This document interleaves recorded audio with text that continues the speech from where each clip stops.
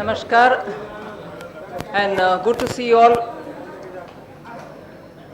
on the first day of BJP's National Executive, which is being held in Mumbai. I've come here specifically to brief on one particular resolution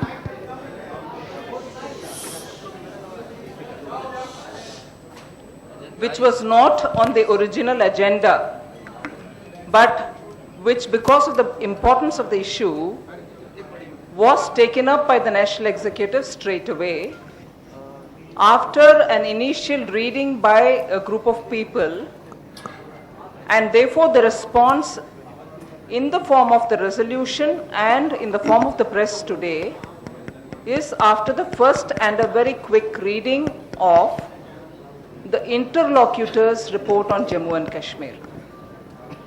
We have not done a complete, comprehensive read-through yet, but this is an official initial response which has a unanimous support of the executive of the Bharatiya Janata Party today. See, the interlocutors' report, as you all know, has been put on the website today, and in spite of one of our members during one of the Lok Sabha debates in the budget session having reminded the Home Minister, saying, what about the interlocutors' report, would you submit it, and so on, we find that within 36 hours of the Parliament session, the budget session conclusion, the interlocutors' report finds a place in the website and also comes on to the public domain. And ideally, on an issue of national importance such as Jammu and Kashmir and the interlocutors' report, which has taken its due but long time, should have been ideally presented in the Parliament. And having been reminded by one of the BJP's members of Parliament, it still didn't find a slot in the budget session, but within 36 hours comes to the public domain. It's a matter of very serious consideration for all of us in the country. And the BJP's detailed response will certainly come to you in a few days or shortly. But presently what we want to highlight are put in about 4 or 5 points which I'll highlight to you, which is what formed the body of the resolution, which was in elaborate detail presented by Shri Arun Jaitley, the leader of opposition in the Rajya Sabha, at the National Executive.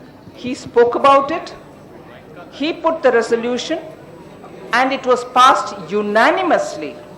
And the sense of the House, if I may digress for a minute, the sense of the House was really a feeling of letdown, being disappointed, and absolutely outraged by the various contents of the report. The first thing is that the report is a very verbose document written in a complete denial mode. It's a verbose document which is written in a complete denial mode about certain hard realities that prevail in Jammu and Kashmir. We think the first point which of great concern we like to lay bare here is the contents of this report. The first thing which should have been really strongly coming out, and that is not going to be acceptable to Pakistan because it hasn't reconciled itself to the fact that Jammu and Kashmir is an integral part of India, doesn't come out really all that very well.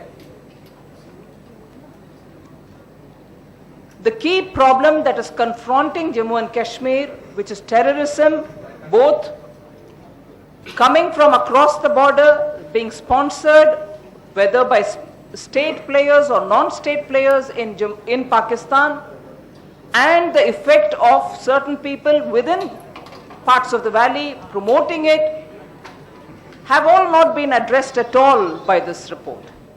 So in terms of speaking about getting peace and harmony, without suggesting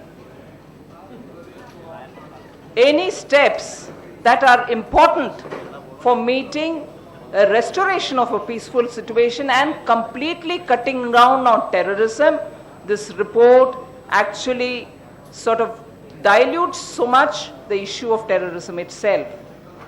It offers no solution to this problem. That's a second observation. The third more important observation which we want to say is the future of secularism and coexistence in Kashmir Valley, where the Kashmiri Pandits and the Sikhs have been over the decades tortured, threatened, killed and completely driven out of the valley. The report offers no response to their alienation and to their issues of rehabilitation. At best it says maybe they can come and visit the valley when there is peace prevailing and they can go back. That is the kind of suggestive language with which this report comes through. It does not have any concrete proposal for the rehabilitation of Sikhs or of the Kashmiri Pandits. Therefore, it is one of the very serious omissions which we feel has taken place in this report. The report also weakens the Indian position which has been stated so very clearly in the 1994 resolution which was passed in the Indian Parliament, that Jammu and Kashmir is an integral part of India. This report proceeds, and it is really worrying.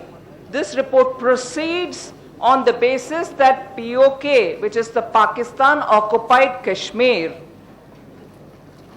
is and it will continue to be under Pakistani occupation, and therefore it has even coined a newer phrase or newer nomenclature for it. Instead of calling it Pakistan occupied Kashmir, it is now calling it as Pakistan administered Jammu and Kashmir. It is a complete letdown. If Pakistan occupied Kashmir, which as per the 1994 resolution passed in the Indian Parliament, which we repeatedly declare is our position that POK is an integral part of India because it is Pakistan occupied. And if this kind of a nomenclature is being brought into a political discourse of this sensitive nature, and that it would be, according to the report, the way in which they refer to it is Pakistan administered Jammu and Kashmir. This kind of a change in nomenclature is unfortunate, and it weakens our position as regards Jammu and Kashmir, inclusive of those parts which are occupied by Pakistan. Then the other point which was also laid in front of the executive is that the report fails to consider that within the state there is a huge discrimination between the areas that are Ladakh, Jammu region and the valley in terms of development, the resources which are being allocated for development, education, public employment and also expenditure, and the number of even the elected representatives in the Jammu and Kashmir Assembly. These are very serious issues of governance, serious issues which will have to be addressed, especially when you're talking about making Jammu and Kashmir an integral part of India much further than the pace at which it has happened in the last 60 years. If our intention is to make every effort to make Jammu and Kashmir a part of India in a faster pace, integrate them with the mainstream of the country, this report has only gone to the extent of undermining every effort that you're doing.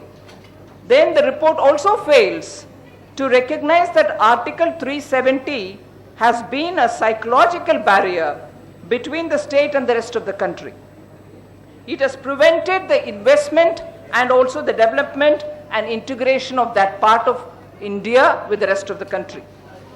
And rather than recommending the abolition of that provision, the Article 370, the report only recommends that it be made a permanent feature by suggesting the replacement of the word temporary. Just to recall for clarity, Article 370 is a temporary provision which in the larger interest of the country, the process of integration and everything else, if in the larger interest and in the long term, if after consensus is evolved, it was not going to be there after some time. So it was a temporary provision which unfortunately has, as it is, dragged for a while.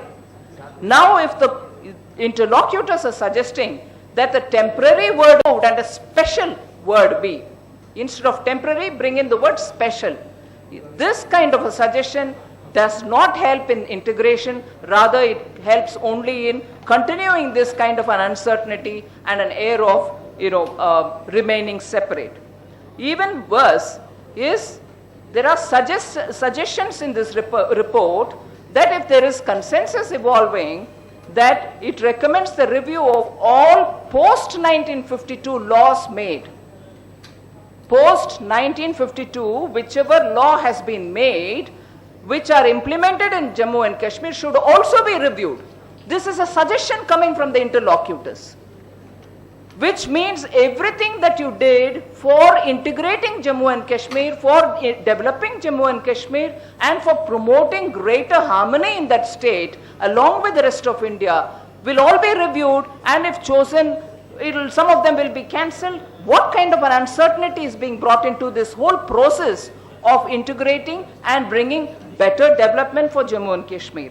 So, there are several areas of reservation which we have in our minds. In fact, if I go back to that point, this is a disastrous step, this review of all the laws passed post-1952, a suggestion that is being made by the interlocutors on this matter to review all the laws which have been passed post-1952 actually is a disastrous step, because several laws were made with Dr. Shyama Prasad Mukherjee's own sacrifice is something which we can't forget.